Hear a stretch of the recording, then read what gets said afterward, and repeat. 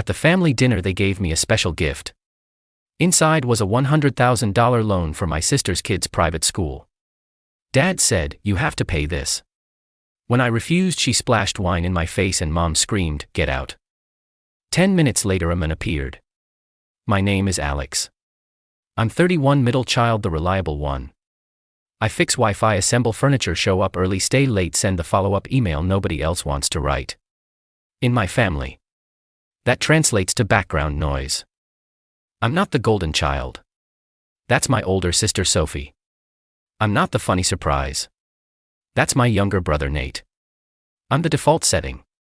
If something needs doing, it somehow becomes my job. I work as a financial analyst for a software company. I live in a small apartment with a stubborn radiator and a good kettle. I buy my own birthday cake because I like things simple and on time. I don't complain. I pay my bills. I help when it's reasonable. And if it's not reasonable, I've usually done it anyway because family.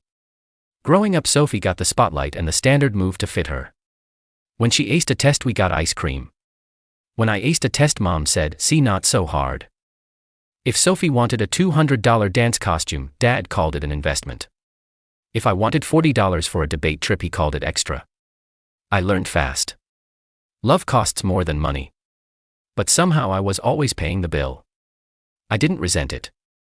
I told myself I was mature, practical, the adult in the room. I learned to track numbers because numbers don't change their minds in the middle of a sentence. I learned T accounts, sinking funds, how to read a lease. When someone forgot to pay me back, I stopped loaning what I couldn't afford to lose. Still, I went to every birthday, every barbecue, every quick family thing. I brought salads, chargers, duct tape. I held babies and opinions. When Nate blew a tire, I drove 40 minutes to sit with him in the rain. When Sophie moved again, I lifted boxes while Dad supervised. It became a rhythm. They needed, I provided, they joked, I swallowed it. 2 Sundays ago we had family dinner. That's what Mom calls it in the group chat. Capital letters, exclamation points, carrot emojis. She sent a text at 9:10 a.m. "Dress nice tonight, something special." I ignored the tone and made a mental note to bring a decent bottle of wine and pretzel buns because Dad likes those. I ironed a shirt I saved for work presentations and practiced not flinching when someone said something just honest. In the car I rehearsed lines like they were code I had to run without breaking. I can't do that right now. That's not in my budget. I'll think about it. Come. Simple. I even told myself quietly that I didn't owe anyone a performance tonight. Just show up, eat, leave. We sat around the table at 6:30 sharp. Mom's roast chicken made on his phone. Dad already on his third. Just a small pour. Sophie arrived 15 minutes late in a white jumpsuit like she had a red carpet running up our driveway. She kissed the air near my face and said, "You look tired, Al." I smiled and said, "I work." She rolled her eyes like I'd made a joke. Dinner started. Small talk about Nate's new gym, Sophie's twins' ballet recital, Dad's retirement. In quotes because he still consults, complains, and cashes checks. Mom kept glancing toward the sideboard like she'd hidden a puppy in there. Then she clapped. "We have a special surprise," she said, voice bright as foil. Dad stood, walked to the sideboard and came back with a glossy gift bag, heavy ribbon, gold tissue, the whole production. He set it in front of me. "For you," he said. I blinked. "For me?" Sophie smiled like a cat. Nate lifted his phone to film. "Open it," Mom said. "This is going to be so helpful for everyone." Helpful for everyone. My stomach tightened. I pulled the ribbon. Inside was a velvet box, not the jewelry kind. Bigger, flatter. I opened it and that was the first trigger. I saw paper, stiff cream paper with little blue adhesive flags like a lawyer sneezed on it. The top page said in elegant font, "Family Education Contribution Agreement." I didn't turn the page. I didn't look up. I just heard Dad say very gently, like he was explaining a seatbelt to a toddler, "We put it in writing so there's no confusion." I closed the box and set it down. Nobody spoke for a beat. The only sound was the clock in the hallway and the twins' giggling video on Sophie's phone from earlier. I swallowed and felt the room tilt slightly the way it does before a storm. Mom leaned forward, elbows on the table. "Go on," she said. "Read it." I didn't. I was still looking at the word family, and I think that's when the second trigger slid into place. I grew up paying in small installments. Gas money I never saw again. Group gifts that somehow became my card plus everyone else's signature. When Sophie forgot rent her sophomore year, Dad strode into my dorm with a lecture about being a man and a folder with her overdue notice. He said, "It'll ruin her credit." He didn't say we could pay it. He looked at me like he was holding a mirror I should hate. I wrote a check for $800 and ate noodles for 6 weeks. When my grandma died, we stood in a carpeted room with pink chairs, and Mom whispered that the florist made a mistake and undercharged us. She handed me a receipt like a hot plate. "Just cover it and we'll settle later." We didn't. Later never came. It never came for the dentist co-I I put on my card when Nate cracked a mare. It never came for the $250 oil bill I paid because the tank ran low and your father forgot. It never came for the $60 I slipped into Sophie's hand at a birthday dinner because she left her wallet and needed an Uber home. The amounts weren't the point. It was the system, the expectation, the casual assumption that I could be drafted at any time, that my savings were family savings, that my quiet meant consent. I learned the lingo for this at work. Scope creep. I'd agree to just help set up a budget. And within a month I was managing Sophie's entire household spreadsheet, which, by the way, she never opened. She'd text me pictures of bills and cryogy, and I'd categorize them, highlight late fees, and send her 3 action items. She'd reply, "Ugh, you're so type A." And then call Mom to say I was controlling. Meanwhile, the narrative at home was fixed. Sophie was a devoted mom, overwhelmed by the cost of giving her kids the best. That phrase, giving her kids the best, was a magic key. It opened wallets. It shut down questions. It turned wants into needs and choices into fate. If you didn't clap for it, you were jealous. If you asked how much, you were cold. The twins Lola and June are 6. They're loud and sticky and fun, and none of this is their fault. Since they were born, the family group chat turned into a fundraising platform. There were diaper drives, daycare, gap months, ballet shoes, dental sealants, enrichment. I bought what I could without resentment because it was simple and finite. Socks, a book, a birthday, dinosaur puzzle. The problem started when finite died and forever walked in. A year ago, Sophie toured a private school with a brick entryway and a Latin motto you had to Google. Tuition $50,000 per kid per year. But there are scholarships, she said. And financial aid, and they love diversity. She meant economic diversity without saying it out loud. Mom's eyes went glassy. Dad said, "We'll make it work." We pluralized, big, stretchy, undefined. I kept my mouth shut during the first meeting. I listened while Mom talked about legacy like we were donating wings. I listened while Dad insisted public school is fine except for the things. He never defined the things. They threw around numbers like confetti. Grandparents would pitch in. Maybe my aunt, maybe family friends. Sophie said, "It takes a village." And stared at me on the word village. After that meeting, I texted Sophie privately. "What's your plan if they don't give enough aid?" She replied, "We'll figure it out." I replied, "That's not a plan." She didn't answer. In the months that followed, the plan became, make Alex the plan. It started with small tests. Can I borrow $300 until Friday? The girls need camp deposits. Could you just put this on your card? We'll Venmo next week. Can you talk to admissions about payment schedules? You know how to speak their language. When I asked for paperwork, Dad waved his hand. Don't be transactional. When I said we needed to list real numbers, Mom said, "You always make everything about math." When I said debt has gravity, Sophie laughed. That's dramatic. It's just money. It wasn't just money. It was meaning. Who mattered, how decisions were made, whose yes was automatic and whose no was punished. I tried boundary scripts. I can give $X as a gift once.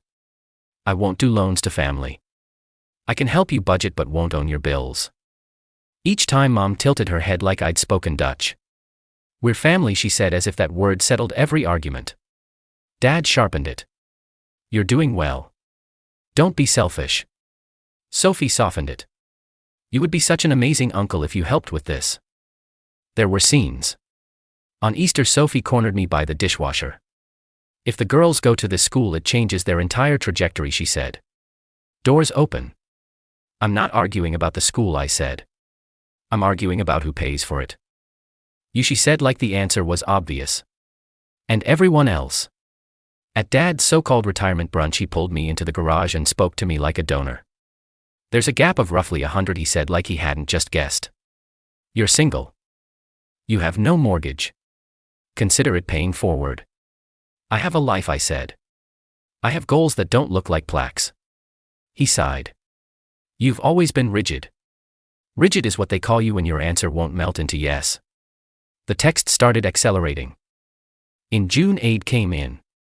It's good but not great. We still need help with the deposit. In July, boarding students pay less, but obviously that's not an option. In August, they'll hold the spots if we give a commitment letter. A commitment letter. That's when I saw the outline of the bag and the velvet box before it existed. I could see the paper and the blue flags. I could hear Dad's calm voice explaining a seat belt. So I practiced. I wrote my no in my phone's notes app and read it every morning for a week. I'm not paying $100,000. I love the girls. I hope you find a way. I won't be part of this. I put my phone down and felt my heart race anyway. That's the thing about families like mine. You can know the math is wrong and still feel like the answer is you. You can look at a balance sheet and see red and still, when they look at you across mashed potatoes and call it love, you want to cave. Not because you can't afford the money, but because you can't afford the fallout. The story they'll tell about you if you refuse. 2 Sundays ago, I decided the story could change. Or at least mine could. Which is how I ended up with my hands on a velvet box at our dining table. The word family glowing from the page like a dare. Read it, Mom repeated. Her smile was tight enough to cut glass. Nate's camera app was still open. Sophie sipped wine like this was a show. I opened to the first page. It wasn't just a letter. It was a full document. Header, footer, signature blocks. Whereas the undersigned recognizes the tremendous benefits of elite education. It listed amounts in neat columns. $50,000 per child per year, 2 years minimum commitment. Review after blue flags marked where I should sign an initial. A sticky note in Mom's looping handwriting said, "We are so proud of you." I breathed in, breathed out. No, I said. Silence, the kind that makes you think maybe they didn't hear you. Dad's face did the thing it does when he thinks negotiations are beginning. Son, he said, this is not a big ask. It's a commitment. You always ask for clarity. This is clarity. It's $100,000. I said, calm. That's not a small anything. It's not all at once, Sophie said quickly. Monthly installments. They made it really easy. And the school is a nonprofit, so it's basically a donation. That's not how taxes work, I said. You're missing the point. Mom cut in. We're giving the girls a future. This is what families do. We step up. I've stepped up for years. I said, I'm not signing this. Dad's voice slid lower. You have to pay this. I looked at him. I don't have to do anything. Sophie laughed sharp. Of course you do. You said you'd always be there for the girls. I am there, I said. Not as a bank. Mom's chair scraped. How can you be so cold after everything we've done for you? What have you done for me? The question came out softer than I expected. Not a punch, just a sentence that finally stood up. Mom blinked like I'd sworn at her. Dad's jaw flexed. Nate zoomed and then lowered his phone like even he knew this part shouldn't be filmed. Sophie leaned in. You don't even have a mortgage, Alex. You don't have kids. This is nothing to you. I felt the old reflex try to come back. The one where I explained my budget down to the penny so they'll see it's not nothing. I let it pass. I set the pin down and pushed the box back across the table. I'm not paying $100,000. I said again, slower. I love Lola and June. I hope you find a way that doesn't involve me. Sophie's face changed first. She went from surprised to offended to something hot and frightened. She picked up her glass and threw the wine at me. It hit my cheek, my shirt, the tablecloth red spread like a map. The twins weren't there. They were with their dad's parents tonight. But their sippy cups were on the counter, small and fluorescent like an exhibit we'd left open in a storm. Get out, Mom screamed. It was a sound I hadn't heard since I was 12 and spilled nail polish on her carpet. Get out of this house right now. I stood. My chair didn't scrape because I lifted it. Quiet. I took a napkin, patted my face, my collar. I put the napkin on my plate and my hands in my pockets so they wouldn't shake. Dad pointed at the door. You're a disgrace.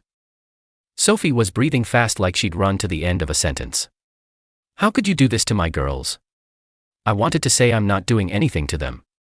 I wanted to say you made a choice. I wanted to say public school is not a tragedy. I said nothing. I walked to the hallway to get my coat. My shirt clung to my back. My heart thudded, but my head was quiet, which felt like a miracle. I slid my arms into the sleeves and stared at the family photos on the wall. Sophie at prom. Nate at Little League. Me at graduation. No, not me. There was no photo of that. There was one of me holding a drill next to the fixer-upper Dad bought in 2014. I almost laughed. I opened the front door. 10 minutes.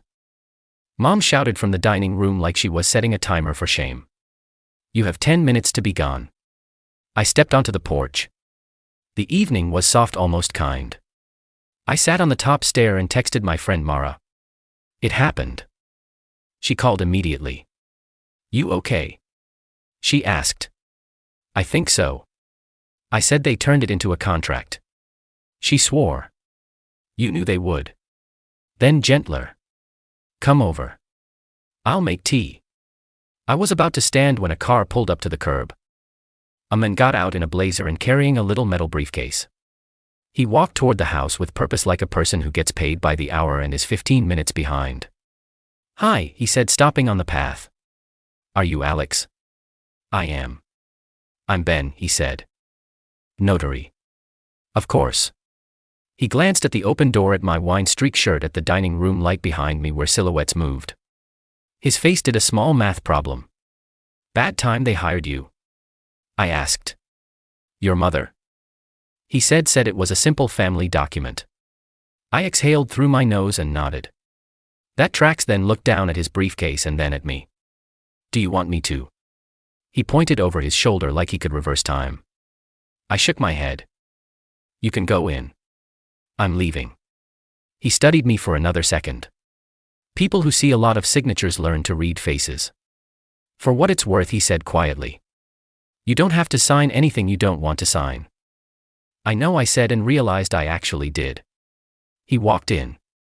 I stood and followed because my keys were on the console table. As I reached for them, Mom saw Ben and clapped again. Desperate. Perfect timing, she said. Her voice brittle. Sophie was dabbing at the tablecloth with a towel still shaking. Dad lifted his chin at me like a challenge. Ben placed his briefcase down and opened it. The notary stamp gleamed like an award. I can't notarize under duress, Ben said. Professional neutral firm. He glanced at me. Everyone needs to consent. He does, Mom said too fast. Ben looked at me. Do you? I don't, I said. My voice surprised me. Calm level. Not today. Not ever. Sophie's hands tightened around the towel. This is unfair, she said. You're abusing us. Ben closed his briefcase. I'll send an invoice for my time, he said, and turned to leave. Mom's face slackened like a stage curtain falling. Dad's was hot and sharp. You're throwing away your family, he said to me. I took my keys and slid them into my pocket. No, I said, I'm throwing away a bill. Sophie made a low sound I couldn't place. It might have been grief. It might have been rage. I looked at her and said the sentence I'd rehearsed, the one I'd promised myself I'd say if it ever came to this. This isn't about revenge, I said. This is about closure. What does that even mean? Mom spat. It means I'm done paying to stay related. I walked out. The screen door clicked. Ben gave me a small nod on the porch like a witness. I nodded back and stepped into the evening wine drying on my collar like a map of a country. I was finally leaving. The next morning I woke up to 36 missed calls, 54 texts, and one email titled Urgent Family. The text stacked like a set list from Mom. We are devastated. Call me now. From Dad. Unbelievable. You'll regret this. From Sophie, the girls cried when they heard we might not go. How could you? From Nate. Yo, that was wild last night. Are you okay? I put my phone face down, made tea, and opened my blinds. Sun moved across my floor like nothing in the world had changed. I stood there for a minute breathing and then did something I should have done years ago. I opened my bank app and canceled every autopay connected to their lives. No more temporary family Apple subscriptions. No more forgotten backup card on Sophie's Amazon. No more just for this month daycare autopay. My notifications pinged. You have successfully removed. At 9:02 a.m. Mom called again. I answered because the quiet was too loud. We raised you better than this, she said without hello. You raised me to fix problems you created. I said I'm not doing it anymore. We didn't create anything. We're just asking you to be generous. You're not asking, I said. You hired a notary. She paused. That was for clarity. Clarity, I repeated. Okay, here's mine. I'm not funding private school. I'm not signing loans. I'm not discussing it again. She switched tactics, voice turning thin and trembly. Think of Lola and June. I said. I'm also thinking of me. You don't have kids, she snapped as if that disqualified me from thinking. I have a life, I said. I have boundaries. I didn't before. I do now. You're being manipulated by your little therapist quotes. She hissed. This is a cult of boundaries. Okay, I said. Then consider this my religion. She hung up. At 10:30 Dad emailed. We will be consulting an attorney. Attached was a PDF titled Family Agreement Draft 2. I didn't open it. I forwarded the email to my work address because it amused me to file family under non-billable. At noon Sophie texted a photo of the twins and matching backpacks, eyes huge, mouths open in cartoonos. Do you see them? She wrote. How can you say no to this? They're perfect. I wrote back. I won't be paying. She replied with a paragraph about sacrifice and love that somehow ended with, you owe us after everything we did when you were depressed in 2019. It took me a second to realize she was talking about the time Mom dropped off soup once and Dad told me to get more sun. I typed, deleted, typed again. I finally wrote, weaponizing my mental health is a good way to get blocked. Then I blocked her. Nate called that night. Dude, he said, they're on a war path. Dad said, you're cutting off your nose despite your face. My nose is intact, I said. How are you? He sighed. Mixed. I mean, I get it. The number's crazy, but like it's the girls, Nate, I said gently. If I say yes because I'm afraid you'll think I don't love my nieces. I'll be paying with that fear forever. Yeah, he said, quiet. You're right. He paused. Mom asked if I'd get you to apologize. For what? For not being a wallet, I guess. We were silent together. Then he said, you know, Mom posted in the family Facebook group. He read it to me. It was all prayers and hard choices, and some people forget where they came from. I laughed not because it was funny but because laughing let me breathe. The next week I built a new routine like a fence. Mornings I left my phone on Do Not Disturb until 9 o'clock. Evenings I walked a loop around the park. I bought a cheap jump rope and a better pillow. I called my therapist and added one extra session to mostly talk about money. And we did. We talked about duty versus debt, about how being needed is not the same as being loved, about how saying no will make people who benefited from my yes act like I've committed a crime. On day 3 Dad left a voicemail. We'll compromise. You pay the first year and we'll figure out the second. The way he said figure out told me it was just code for back to this conversation in 11 months. I didn't call back. On day 5 Mom switched to shame letters. You will regret this when we are gone, she wrote. We will not forget. I read it twice and realized it was both a threat and a promise. I archived it. On day 7 Sophie sent a text from an unknown number. I'm sorry. I threw wine. Then without breath, but if you love the girls you would try. I stared at the screen, felt a pang, and put the phone face down. I didn't reply because apologies with hooks aren't apologies. The only message that shook me came from Aunt Mary, who doesn't get involved. Proud of you, she wrote. Boundaries aren't walls. They're doors you get to lock and unlock. Keep your keys. I printed that and taped it inside my pantry where I keep my budget binder. I know that makes me sound like someone who alphabetizes spices. I do. It's the one place in my life where effort equals result. No one guilt trips a spreadsheet. Work got easier. My back stopped hurting. I noticed silence as something I wanted rather than a punishment aimed at me. On the second Sunday after dinner, I didn't go to family dinner. At 6:31 p.m. my phone buzzed. Where are you? I put it down and stirred onions until they turned sweet. At 6:45 my building's buzzer rang. I didn't answer. Whoever it was left a paper under my door. It was a copy of the Family Education Contribution Agreement revised with my name still printed under contributor. They had added a clause. Signing acknowledges moral obligation regardless of legal enforceability. I laughed out loud, big alone in my kitchen. I set the paper on the counter. I found a pen. I wrote across it in neat, steady letters. No. Then I folded it, slid it into a big envelope and mailed it back to my parents' house with a little sticky note. Returned to sender. It felt like dropping a stone I'd been carrying since I was 15. The thud was quiet, but it changed the way my shoulders sat. That night I slept through till morning. No dreams of balance sheets. No clocks ticking.